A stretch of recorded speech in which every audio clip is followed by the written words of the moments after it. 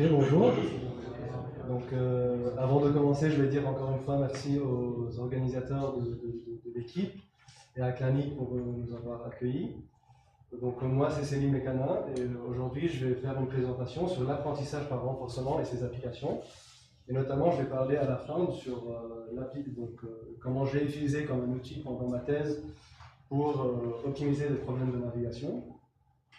Donc, le contenu de cette présentation, on va commencer en parlant de c'est quoi l'apprentissage par renforcement. Ensuite, je vais présenter quelques applications qui sont populaires et certaines qui sont récentes. Après, on va rentrer un peu dans la partie technique, mais très peu, pour voir comment les algorithmes d'apprentissage par renforcement émergent. Et on va faire un petit démo. On va prendre un simple agent à naviguer dans un grid. Et à la fin, je vais parler de comment j'ai utilisé ces outils dans ma thèse.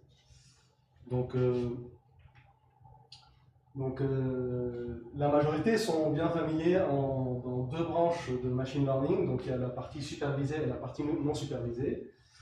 Donc la partie supervisée, c'est quand on a une data et cette data est labellisée. Donc il y a des étiquettes, on connaît c'est quoi l'output de chaque data point. Et l'idée, c'est quand on a une nouvelle data point, on veut savoir quel sera l'output de cette data point, de le prédire. Et on va faire des régressions ou des classifications.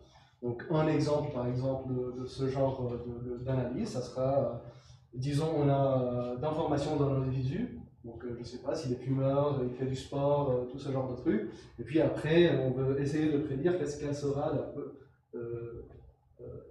le prix de sa police d'assurance, par exemple. C'est une des applications. Pour les problèmes non supervisés, donc là, on a de la data aussi, mais là, ce n'est pas labellisé. On a en fait un nuage de points et on veut essayer d'extraire de l'information de la data elle-même. Et donc, on va la cluster dans des régions. Donc, un genre d'exemple, ça peut être, si on a des chaînes d'ADN des individus, on peut les placer dans des espaces, on peut savoir la distance entre ces chaînes, et juste de cette information, on peut créer des clusters et regrouper les gens, par exemple, de cette manière. La troisième branche qui n'est pas tellement connue dans le domaine, c'est l'apprentissage par renforcement. Et là, c'est en train de gagner de popularité de plus en plus. Donc c'est non supervisé, donc on a des data points, on n'a pas un label, mais par contre, on a un genre de superviseur et c'est un signal de récompense ou de punition qu'on va utiliser pour essayer de maximiser, de achever un objectif. Donc un des problèmes majeurs qui est présent dans ce genre dans l'apprentissage par renforcement, c'est que la data qu'on a, c'est souvent séquentiel, et donc parce qu'en fait elle est samplée d'un agent, et cette data elle aura tous les biais qui sont présents dans le sampling, dans l'échantillonnage de l'agent. En général, dans ces deux méthodes-là, on a beaucoup de data points. Une hypothèse qui est prise, que ces data points, ils sont échantillonnés de la même distribution de probabilité, mais ils sont complètement indépendamment prises. Donc là, ce n'est pas le cas. Souvent, il y a une corrélation temporelle dans la data. Donc, pour vous montrer un peu, ça s'agit de quoi un problème d'apprentissage par renforcement. Donc, un entraîneur avec son chien, il est en train de faire quelque chose qui ressemble beaucoup à ce genre de problème. Donc, on a un entraîneur et il veut essayer d'apprendre son chien à attraper une balle. Et donc, le chien, on va l'appeler l'agent. Donc, ça, c'est des mots de reinforcement learning. Et à chaque fois qu'il arrive à faire les actions que l'entraîneur il veut, il va lui donner des récompenses. Donc quelque chose à manger, et s'il ne le fait pas, il va peut-être ne pas le récompenser. Et donc il y a cet échange entre l'environnement qui est l'entraîneur et la balle et la salle et tout ça, et le chien qui est l'agent. Mais en fait, quelque chose qui doit être mentionné, c'est en général, l'agent qui est le chien, son objectif, c'est pas de maximiser cette récompense qui est proche, mais en fait, c'est de planifier pour pouvoir maximiser le return qui est accumulé sur une longue période. Donc un problème qui émerge dans ce problème, c'est le compromis entre exploration et exploitation. On va parler un peu plus de ça après. Et donc là, j'ai mis aussi le livre avec le titre très simple, Reinforcement Learning, et qui est pas récent, donc c'est sorti dans les années 80, je pense. Et c'est par les auteurs Richard Sutton et Andrew Barto, et je le recommande pour les gens qui sont intéressés de lire. Les auteurs, ils ont gagné aussi le ACM Turing Award l'année dernière pour leur contribution en IA, et notamment ce qu'ils ont fait dans ce livre. Donc là, pour rentrer un peu plus dans les applications, j'ai choisi de montrer quelques vidéos. Donc là, c'est un exemple de robotique. Après, c'est pas vraiment un exemple de robotique parce que c'est dans un environnement simulé. Mais donc ça, c'était fait par DeepMind en 2017.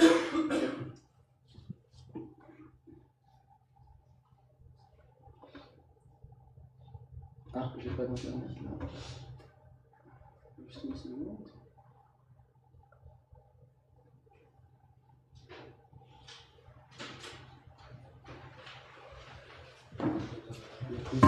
Guest.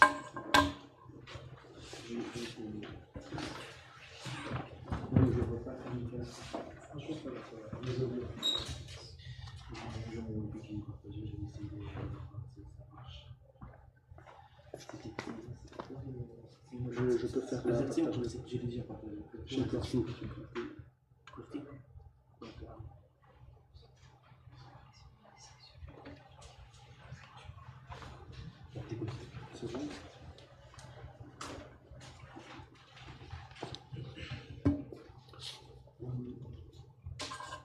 Ok, donc là on a un humanoid qui va essayer de. Donc il est en train de marcher, et donc en fait lui, ils ont juste codé en gros les membres, et ils ne savent pas marcher du tout.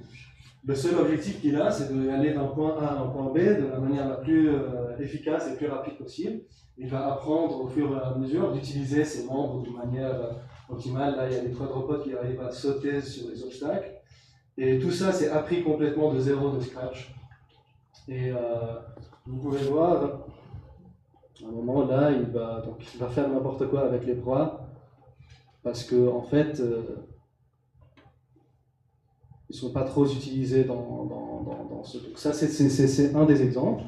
Je vais rentrer dans la... Ok. Un autre exemple, c'est aussi de trouver des stratégies à jouer dans des jeux. Donc là, OpenAI en 2019, ils ont aussi utilisé de l'apprentissage par renforcement pour apprendre à jouer à cache-cache avec deux IA en fait. Donc là, on a deux équipes. L'équipe rouge qui va chercher et l'équipe bleue qui va se cacher. Et ils vont lancer beaucoup d'épisodes, et au fur et à mesure, ils vont commencer à faire quelque chose d'aléatoire. Au fur et à mesure, ils vont commencer à trouver des stratégies pour pouvoir échapper les chercheurs. Donc là, déjà, ils cachent un peu l'entrée à la chambre. Et là, ils ont une rampe, les chercheurs, donc ils vont essayer d'utiliser cette rampe pour pouvoir rentrer.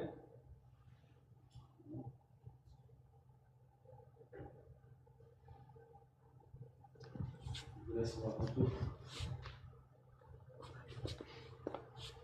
Et ça, c'est des IA contre des IA, il y a zéro humain là. Et ce qui est intéressant là, je trouve, c'est que à la fin,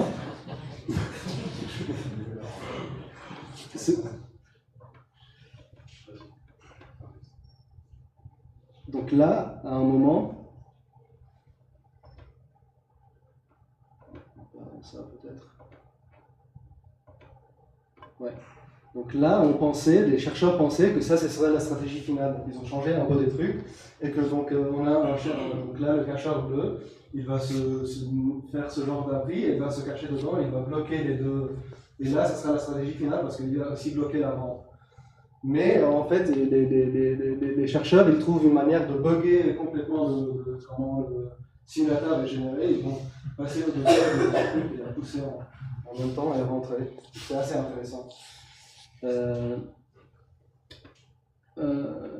Donc, une autre aussi, d'autres jeux qui ont été utilisés dans ça, c'est donc là c'est l'équipe DeepMind en 2017.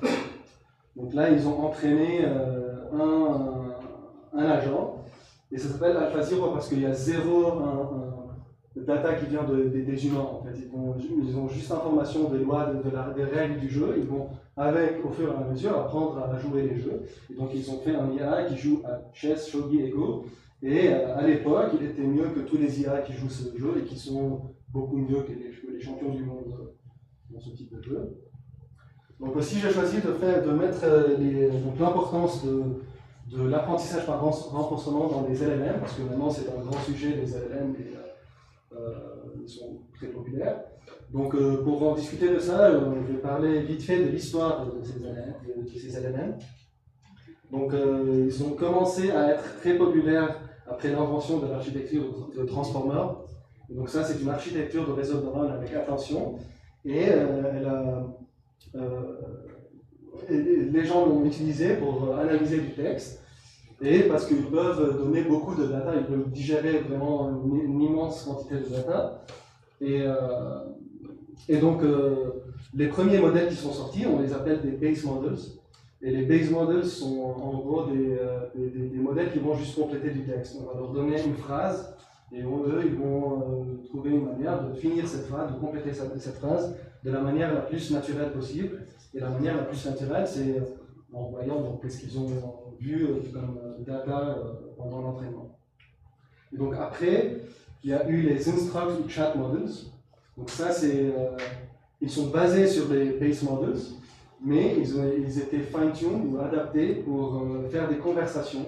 Donc il y a un utilisateur, donc ça c'est ChatGPT, ChatGPT est sorti en 2022, et eux, il y a un utilisateur qui est nous, ils vont demander des questions à l'LLM, et lui il va répondre. Donc là, l'apprentissage par renforcement a été utilisé, je vais vous montrer un peu comment, mais je ne pense pas que c'est là où c'est vraiment intéressant comment ça a été utilisé. Et là, après, ce qui m'intéresse un peu plus, je trouve, c'est dans cette partie. Donc ça, c'est plus récent, en janvier 2025, et vous connaissez la sortie de DeepSeek R1, et c'est les Reasoning Models, c'est des modèles qui arrivent à réfléchir ou à penser avant de répondre à des questions. Et donc, c'est DeepSeek R1 ou OpenAI ou Theo4. Et donc, eux, ils sont adaptés des chat models pour, avant qu'ils répondent à une question, de passer une étape de pensée. Donc, si vous êtes familier avec DeepSeek R1, il y a cette partie think avant qu'ils répondent. Donc, c'est cette partie dont on parle. Donc, RLHF, donc ça, c'était un peu aussi très connu à un moment. Donc, ça, c'est la partie où l'apprentissage par renforcement a été utilisé. Mais pour les chat models, donc au milieu dans ce qu'on voyait avant. Et donc eux, ça, comment c'est fait? Ils veulent ils vont entraîner un modèle de reward. En gros, on va commencer par un modèle de langage initial. On va lui donner plusieurs questions. On va voir des réponses. Donc les language models, ce n'est pas des systèmes déterministes. Donc ils vont nous donner une probabilité de quelle est la token qui est prochaine. Et donc comme ça, on peut générer plusieurs réponses en fait. Et ce n'est pas toujours clair quelle est la meilleure réponse. Donc la meilleure réponse n'est pas certainement la réponse qui est la plus probable. Et donc en général, ce que les gens font là, ils vont mettre des humains, et c'est la partie human feedback, ils vont générer, on va dire, une dizaine de réponses à cette question. Ils vont faire une sorte de ranking, l'humain il va faire une sorte de ranking, quelle est la meilleure réponse, quelle est la deuxième meilleure réponse, et à la fin. Et puis ils vont noter ces réponses. Donc la première, elle aura une note de 10, puis 9, puis 8, ainsi de suite. Et donc ils auront des data points de réponses et notes. Et puis ça, ils vont leur envoyer le reward model, donc c'est un réseau de neurones aussi. Et lui, il va apprendre à juste noter les réponses. Donc on va lui donner une réponse. Il va dire cette réponse elle est 8. Et comme ça, après ce reward model, comme on a vu avant que l'apprentissage par renforcement, on va apprendre de ce reward signal, il va être utilisé dans un algorithme de reinforcement learning pour faire de sorte que ce modèle de langage, il va essayer de générer la réponse qui va maximiser le reward qui vient de ce reward model. Donc ça, c'est très bien. Le problème avec ça, c'est que c'est notamment le reward model lui-même. En fait, le problème, ça s'appelle reward hacking. Et comme on a vu maintenant avec les petits agents là en rouge, les chercheurs, ils ont trouvé une manière de tricher le jeu et de monter sur le truc. Et là, en fait, ils vont trouver, donc la police, la stratégie, ça sera de trouver des réponses qui vont tricher le reward model pour en fait générer des très hauts rewards. Mais en fait, si on donne à un humain de noter cette réponse, elle n'aurait pas été tellement bonne en fait. Donc, et c'est pour cela, ils ne vont jamais converger. Donc quand ils font ça, ça sera vraiment des étapes d'apprentissage très petites. Parce que si on laisse converger vraiment vers les solutions optimales, ça va baisser la performance. Donc les reasoning models, donc là c'est la partie un peu plus pertinente pour l'utilisation de ces méthodes dans les LLM. Et là, dans la capacité de penser, donc ça c'est ce que DeepSeek-R1 ont fait, ou c'est aussi donc, la fonctionnalité que vous pouvez utiliser si vous tapez ce bouton avec ChatGPT. Donc vous allez taper les capacités des modèles O3 et O4, et c'est des méthodes de raisonnement, des modèles de raisonnement. Donc la raison là que ça marche mieux, enfin, une des raisons que ça marche mieux, c'est on ne va pas utiliser un reward model.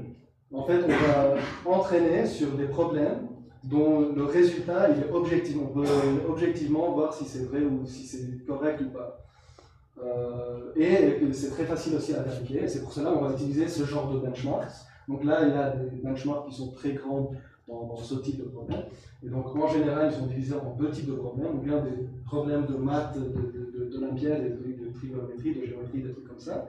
Ou bien des problèmes en code. Et parce qu'on peut compiler facilement le code et voir l'output, c'est facile de juger si le output il est correct ou pas. Et donc, c'est le type de benchmark qui sont utilisés dans cela. Et l'idée, c'est de donner le LLM en input le problème à résoudre.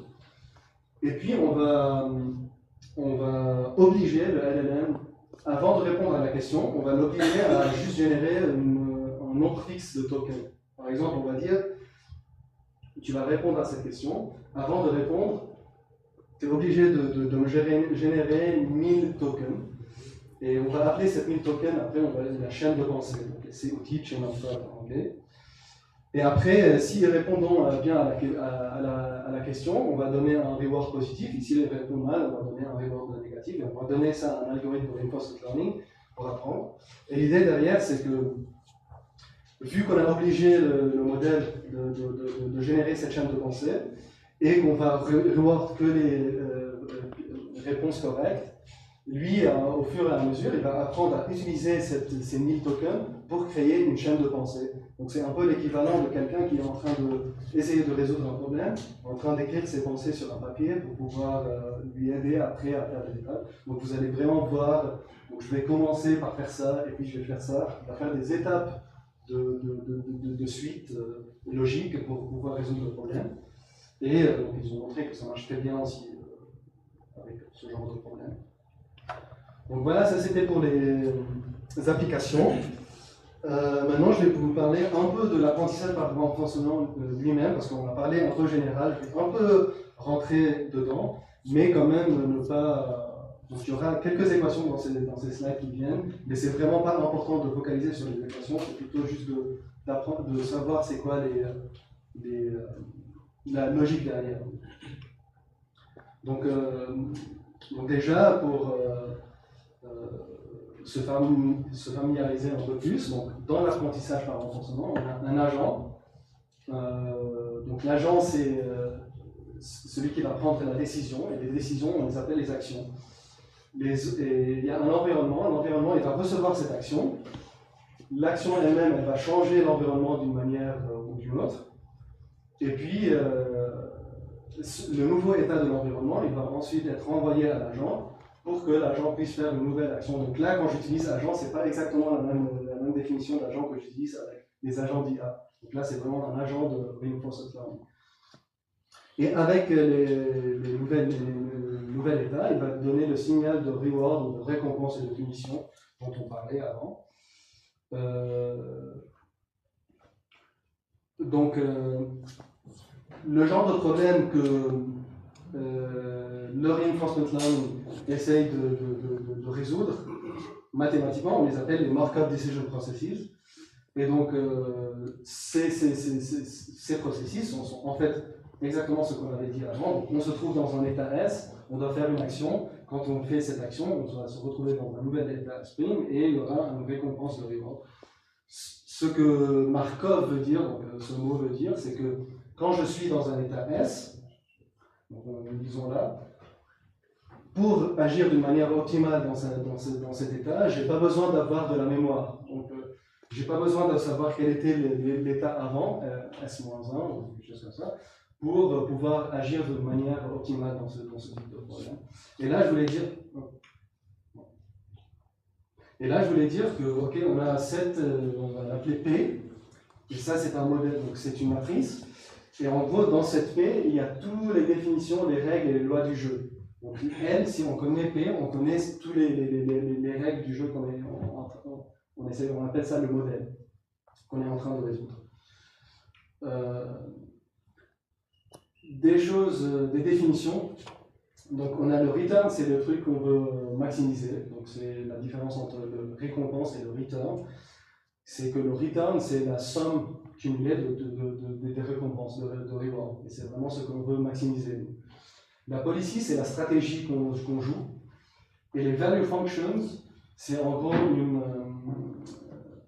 une mesure de à quel point un état il est bon, sachant qu'on utilise une stratégie spécifique. Donc pour vous montrer c'est quoi vraiment donc là par exemple vous êtes un échiquier et sachant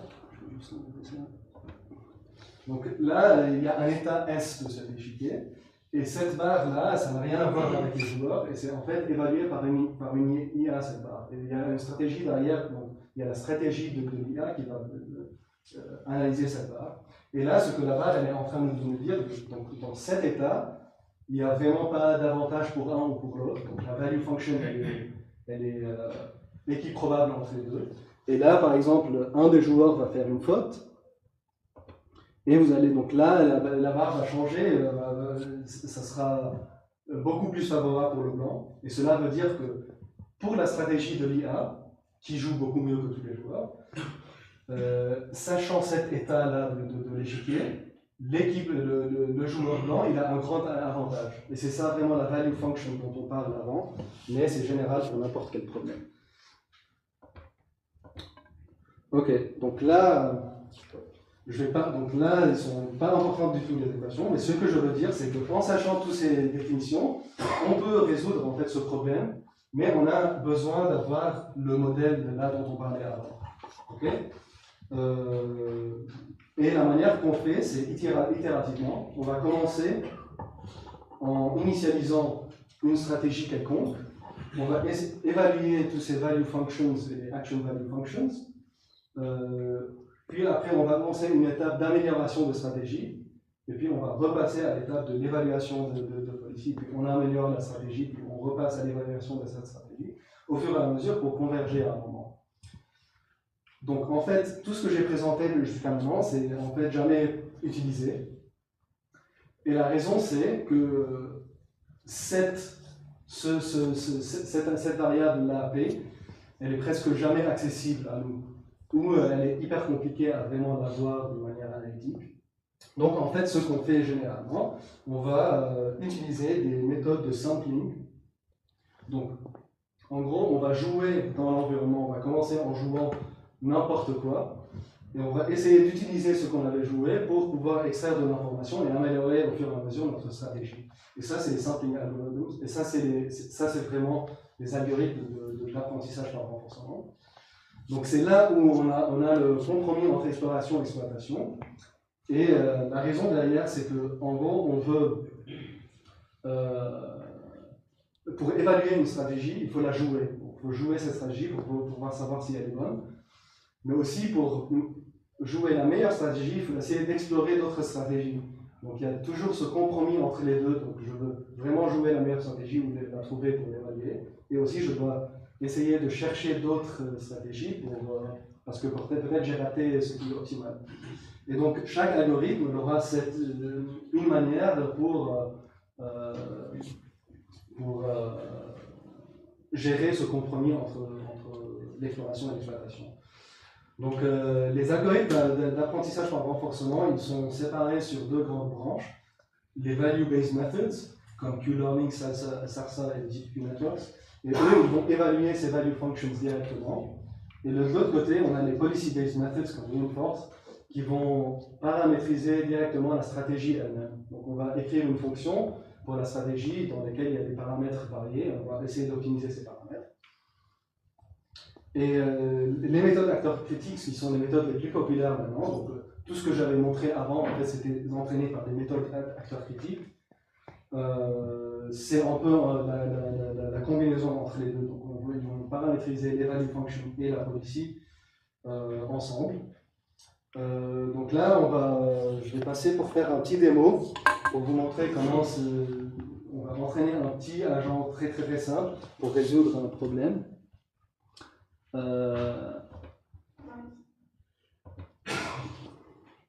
Donc là, j'ai un Jupyter Notebook et on va voir le problème de grid word. Il y a un petit souci. La technologie.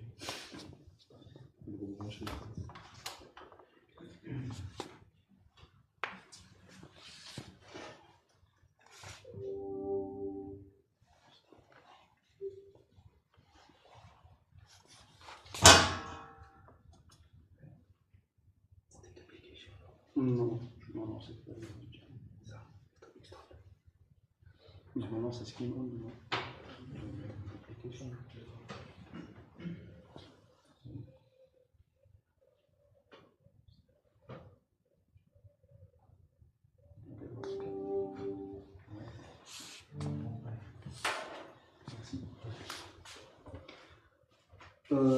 donc là, on a ce problème. Donc notre agent, c'est ce petit point rouge. Et donc il est toujours initialisé à la case 00. Et le but, c'est d'aller à la case blanche là. Ça, c'est l'objectif du jeu. Et on a trois autres types de cases. Donc les cases vertes, c'est les cases où il peut naviguer. En gros, il a 4 actions qu'il peut faire. Il peut aller vers le bas, vers la droite, gauche, en haut, en bas. Et les cases noires, c'est des cases négatives. Donc s'il rentre dans ces cases, l'épisode, ça sera terminé. Il aura une punition, une grande punition, donc un reward négatif. Dans les cases vertes, il a quand même un reward négatif. Et la raison derrière, c'est pour essayer de trouver le trajet optimal, donc la manière la plus rapide de trouver la récompense. Et les jaunes, c'est pas vraiment un jaune, mais je sais pas, c'est blanc sale. C'est des obstacles, en fait, c'est des murs. Donc il ne peut pas vraiment pénétrer dans ces obstacles. Il est obligé de. Et donc là, je vous montre ce qu'il fait si on lance quelque chose aléatoire. Donc ça, c'est une stratégie aléatoire qu'on va lancer. Il va faire. Donc il commence par là. Ah, il n'a rien fait là. Donc il est juste directement y aller dans le noir, si je refais.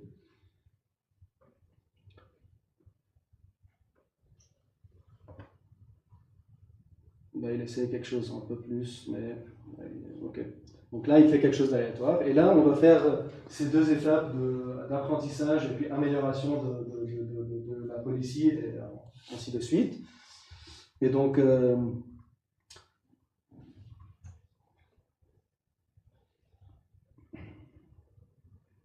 ça prend juste un peu de temps. Normalement, ça ne va pas prendre beaucoup de temps.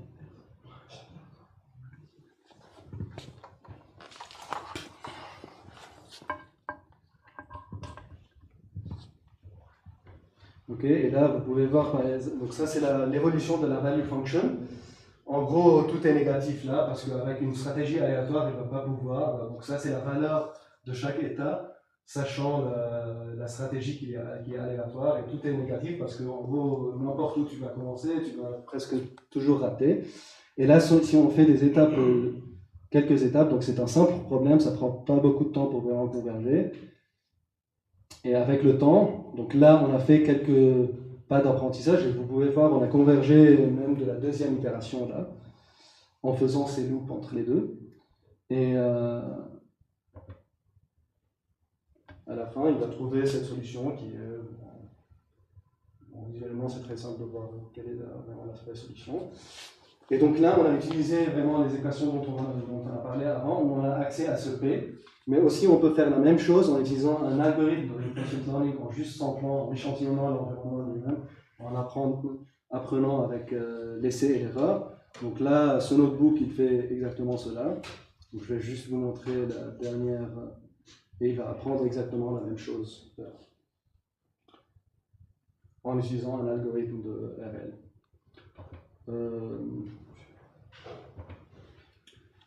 Donc voilà. Ok. Donc comment est-ce que les réseaux de neurones rentrent dans cette histoire? Donc tout ce que j'ai présenté jusqu'à maintenant, c'est vraiment juste les méthodes d'optimisation. Mais certainement, toutes ces méthodes ils peuvent être améliorées en utilisant des réseaux de neurones. Donc là, ce que j'ai présenté juste avant, le Q-learning, donc on a une matrice d'état et d'action. Au lieu d'avoir une matrice, on peut la remplacer par un réseau de neurones, et ça sera, on appelle cet algorithme le Deep Q-learning. Avec les méthodes Policy Gradients, donc là on parle de stratégie, donc ça c'est la stratégie de la paramétrisation de cette grille. Au lieu d'écrire une fonction analytiquement, on peut juste utiliser un réseau de neurones.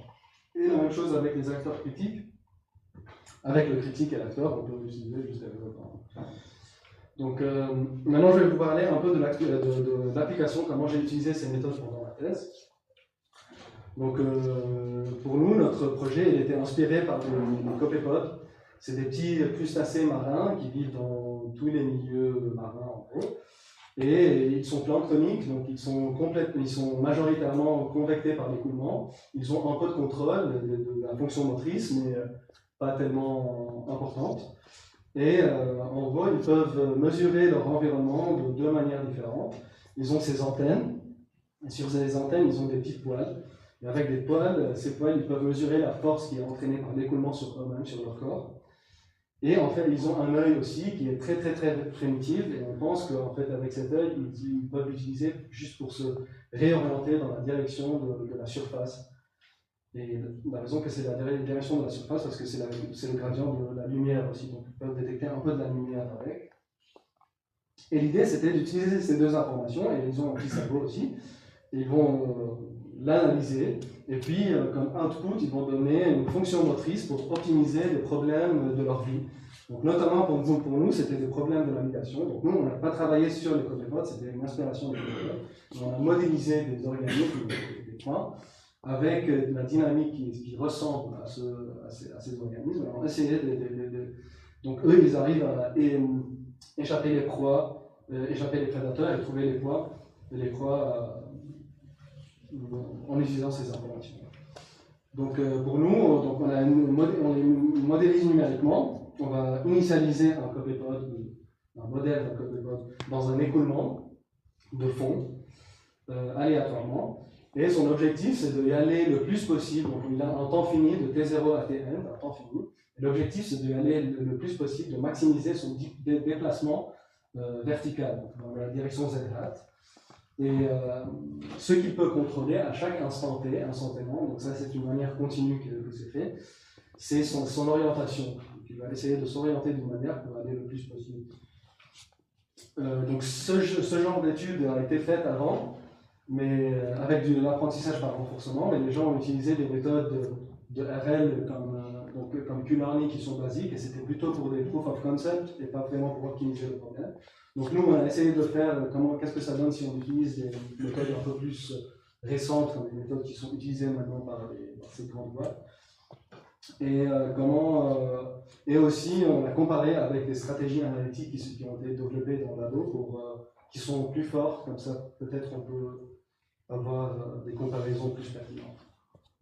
Donc, comme je vous ai montré avant avec l'agent et l'environnement, donc pour nous, l'agent c'était ce code méthode, l'environnement c'était la simulation numérique de l'écoulement, les actions c'est son orientation instantanée, le reward c'est son déplacement vertical à chaque instant T, et l'état c'était l'information qu'il a à chaque état. Donc l'information, donc ce G, c'est en gros on a utilisé les gradients de vitesse parce que c'est le truc le plus physique.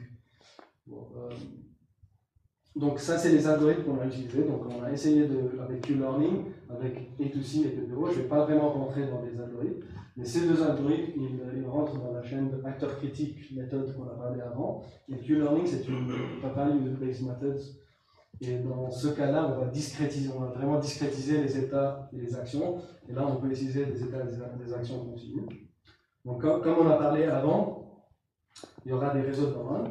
Donc, l'acteur, c'est un réseau de neurones. Il va prendre en rentrée l'état. Il va sortir une probabilité de distribution sur les différentes orientations possibles. En général, donc on espère que dans l'apprentissage, on va l'initialiser d'une manière que cette distribution commence uniforme, donc on va échantillonner uniformément toutes les orientations, et on espère qu'au cours de l'apprentissage, on va converger vers des trucs qui sont beaucoup plus pointus, et comme ça on converge vers une solution déterministe. Et le critique, il va juste output la value function dont on a parlé avant. L'idée, c'était de remplir ce tableau. Donc là, on a essayé avec 3 écoulements. TGV et ABC, c'est des écoulements en 3D, mais qui sont stationnaires. Et la turbulence 2D, c'est un écoulement qui a une dépendance de temps, mais qui est plus chaotique que les autres.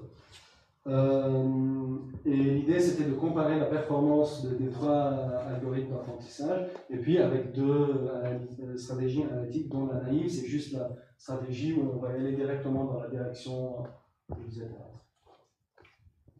Donc ça, là je montre un peu les courbes d'apprentissage. Donc on a fait 10 essais pour chaque algorithme dans chaque environnement. Et vous pouvez voir, donc PPO, ça c'est l'algorithme qui a été... donc lui, c'est l'algorithme qui a été créé par OpenAI en 2017, je pense, et qui est utilisé dans l'optimisation de RLHF dont je vais parler avant. Et DeepSeek avant, ils ont utilisé une variante très proche à cet algorithme, et vous pouvez voir qu'il fait beaucoup mieux que les autres. En gros, il est plus robuste. Tous les essais, on voit la même courbe à chaque fois. Il y a beaucoup moins de variance que les autres.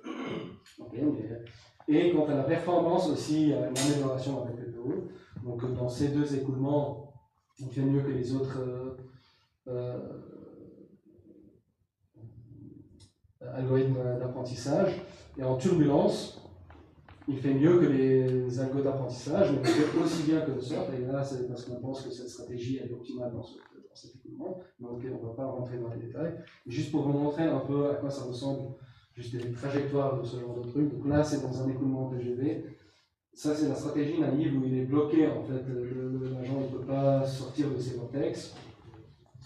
Et le blanc, c'est quelque chose qui suit la stratégie de PPO, donc il arrive à naviguer les vortex d'une manière un peu mieux.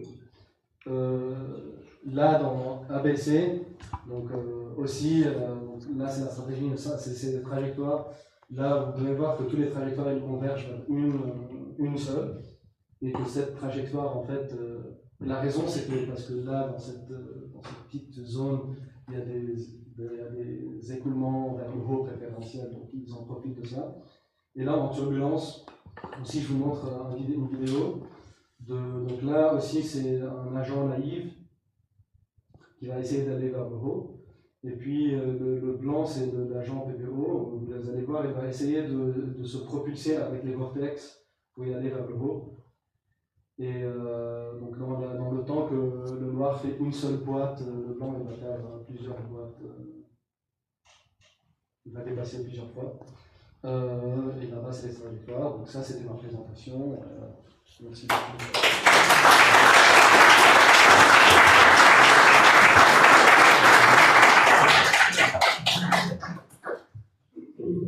Ah oui, y a des questions. Merci Céline.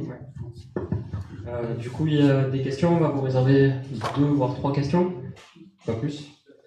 Après, on aura une petite séance QCM.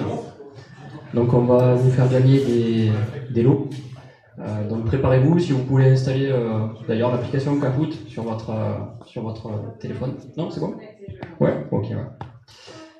Donc, une première question. Ouais. Je voulais déjà vous remercier, c'est vraiment très enrichissant, les conférences étaient très bonnes et ma question c'était l'apprentissage par renforcement, vous voyez croître et s'épanouir dans quel domaine? Par exemple l'éducation ou peut-être des milieux plus industriels, dans quel domaine vous le voyez un peu plus être plus important, on va dire? Après, moi, peut-être, je suis un peu biaisé, mais moi, je pense que dans tous les domaines, ça va taper dedans. Et la raison derrière, notamment dans les LLM et tout ça, maintenant, les LLM, ils ont vraiment exploité tout ce qu'ils peuvent exploiter de toutes les données de texte de l'Internet et tout ça. Donc, il n'y a vraiment pas beaucoup d'amélioration qui va se faire avec juste plus de data, peut-être un peu, mais pas beaucoup.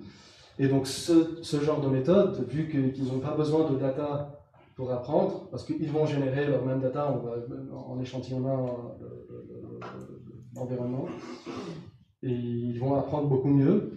Et donc je pense dans tous les... Parce qu'il y a aussi l'idée que l'apprentissage par renforcement, c'est plutôt une méthode d'optimisation. Donc en fait, moi je peux l'avoir être utilisé dans n'importe quel domaine. Et donc voilà, ouais, c'est ça. Merci à vous. Merci.